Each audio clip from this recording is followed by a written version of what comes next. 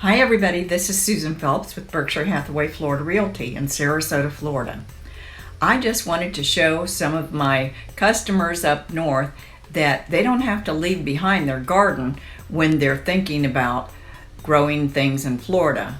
We went out to Mayaka Farms and visited a friend who's got several types of hydroponic gardening going, and he's having great success. So we decided that we were going to add hydroponics to our gardening efforts this year.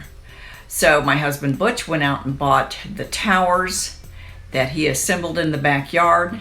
He started with seeds, heat tolerant seeds, because it's still August in Florida.